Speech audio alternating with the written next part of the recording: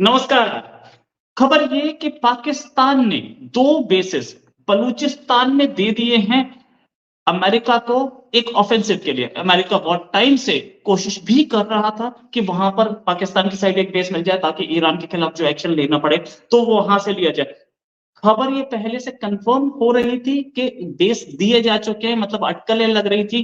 बहुत सारे एनालिस्ट बोल रहे थे कि ये जो ईरान के ऊपर और अफगानिस्तान के ऊपर जो अमेरिकन ड्रोन्स दिखते हैं या कहां से दिखते हैं, क्या ये एंड्योरेंस ड्रोन जो 24 घंटे की एंड्योरेंस बताते हैं, यानी कि 24 घंटे लगातार जो ड्रोन उड़ सकते हैं, वो ड्रोन कहां से आते हैं? आयमन अल जवाहिरी को जो मारा गया था, वो कहां से आया था? बहुत सारी खबरें थी, लेकिन अब की बार पाकिस्तान के एक member of national assembly MNA ने बोला है कि दे दिए गए हैं। ये बात बोली गई गरीदा फारूकी, एक जर्नलिस्ट है पाकिस्तान की, उनके शो में बोली, और जिन्होंने बोली वो मेंबर ऑफ नेशनल असेंबली शेर अफजल मरवत हैं। शेर अफजल मरवत ने ये बोला कि 2 बेस दिए गए हैं अब बलूचिस्तान में, अफगानिस्तान पे नजर रखने के लिए और ईरान पे नजर रखने के लिए। ये खबर एक ऐसे टाइम पे आई है जब ईरान और इजराइल आपस में दोनों लड़ाई में है, और इजराइल का हमला कभी भी हो सकता है। अगर ईरान ज्यादा उछला तो इन 2 बेसिस से ईरान पे हमला हो सकता है। ये खबर लीक कराने के पीछे पता लग रहा है कि चाइना का हाथ है। क्यों? चाइना को ये बात तो पसंद नहीं आई कि अपना जो हमने जो पालतू कुत्ता पाला था उसमें 2 बेस अमेरिका को मिल गए। अबे हम पैसे दे रहे थे यार, हम डॉलर दे रहे थे तुम्हें, तुम बेस उसे दो। वाह बढ़िया, लाऊंगा खाए कोई और। खैर एनीवेज, ये एक कहा यह जाता है कि ये मरवत साहब जो हैं लॉयर भी हैं, और ये एक respected member of national assembly हैं, पीटीआई के हैं, पाकिस्तान तहरीक इंसाफ यानी कि इमरान खान की पार्टी के हैं। इमरान खान की पार्टी के लोग जो हैं वो आजकल बोल कुछ ज्यादा रहे हैं, लेकिन कुछ ऐसा बोल रहे हैं जो पाकिस्तान की सरकार को पसंद तो नहीं आएगा। ये पोल खोल चाइना के इशारे पे हुई है। जिस आदमी की हिम्मत थी बोलने की उसने बोला, वरना अप्रोच तो कईयों को किया गया होगा। अब बात करते हैं कि अभी तक पाकिस्तानी गवर्नमेंट का क्या रिएक्शन है। बहुत बड़ी खबर है कि पाकिस्तान ने अपने मुस्लिम उम्मा के भाई के खिलाफ एक 2 बेस दे दिए हैं कि आप ईरान को यहां से बैठ के मारना, अफगानिस्तान को यहां से बैठ के मारना। वो जो मुस्लिम उम्मा, ओआईसी, कलमे के नाम पर जो बना कंट्री है, क्या वो अपने ही भाइयों के ऊपर बॉम्ब गिरवाने के लिए अपना बेस दे सकता है?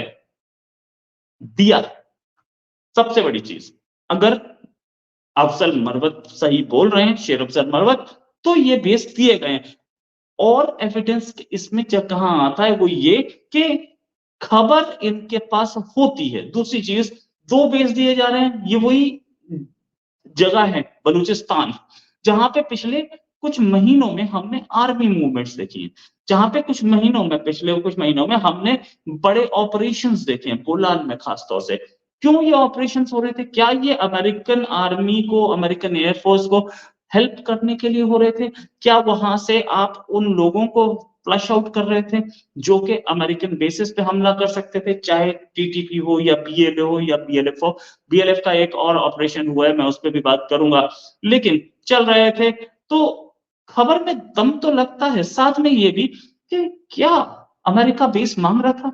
यस, अमेरिका चाहता था कि उसको एक बेस मिले जो कि ईरान के एकदम पड़ोस में हो, अफगानिस्तान के एक पड़ोस में हो। ये जो हमने देखा है वो बहुत इंपॉर्टेंट चीज है कि इस साइड भी हाथ में हो और उस साइड भी हाथ में हो।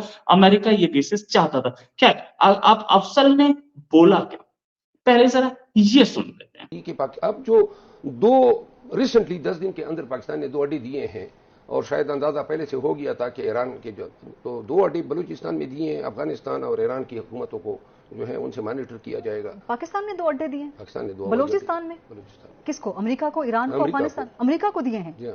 ये बहुत बड़ी बात कर रहे हैं आप एक एमएनए के तौर पे। जी आप मैं इसको, बोल रहा हूँ। आप इसे कौमी असेंबली में उठाएंगे जी इस मामले को? हम कल शायद हम उठाते हैं, लेकिन उन्हें इजलास ही बर्बाद कर दिया। हुकूमत ने दिए हैं ये अड्डे? जी गवर्नमेंट ने दिए हैं, और बहुत सारी चीजें होनी है। ये अफसर ने बोला था, आपको सुनाई देगा सब कुछ। साथ में ये बताया जा रहा है कि एक और जो खबर साथ में आ रही है वो ये है कि मिडिल ईस्ट की टेंशंस को लेके B-52H जो बॉम्बर्स हैं उन पर न्यूक्लियर वॉरहेड्स लगाए गए हैं। इसका मतलब ये खबर लीक की गई है, नो डाउट अबाउट इट। इसका एक वीडियो भी हम लोगों को दिख रहा है।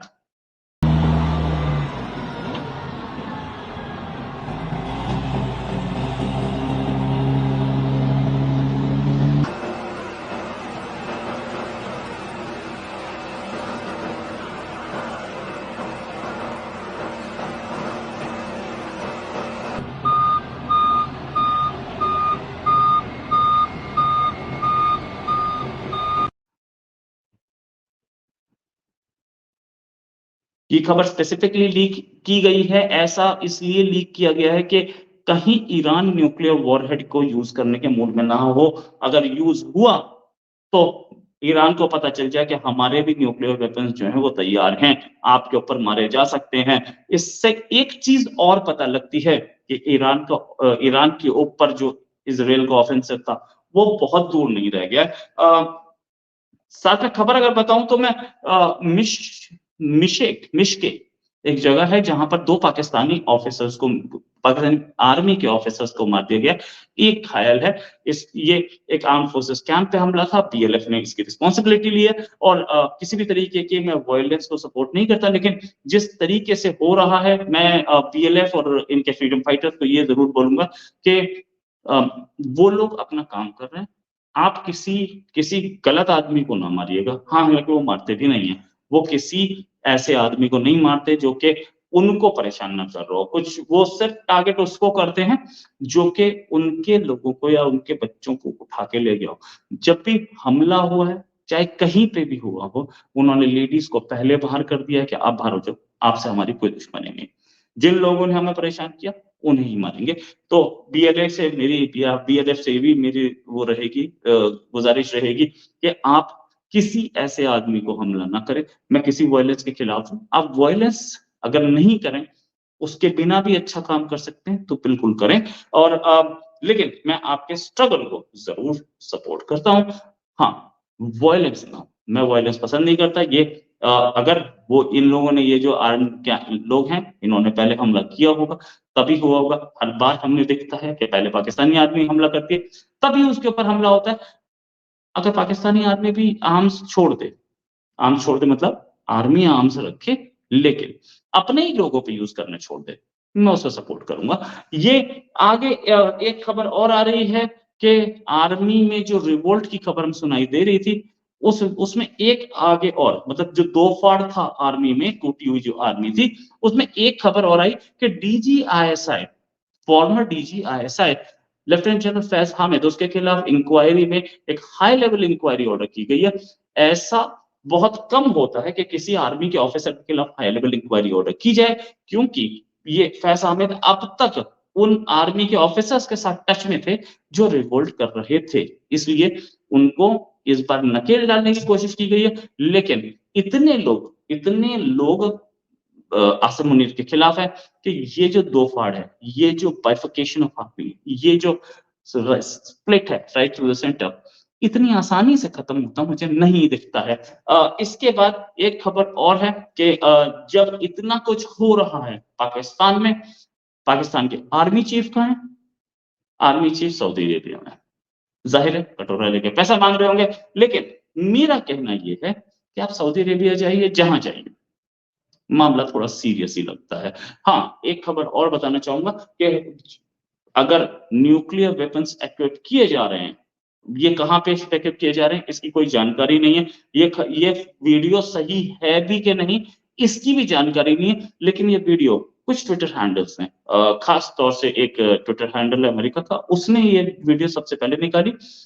मैं ये बोलना चाहूंगा कि इस वीडियो की कोई कंफर्मेशन तो नहीं है, लेकिन हो सकता है कि अगले कुछ ही टाइम पे इजराइल ईरान पर हमला बोल दे। इसी के साथ एक और खबर के साथ फिर हाजिर होंगे। अभी के लिए नमस्कार, धन्यवाद, जय हिंद।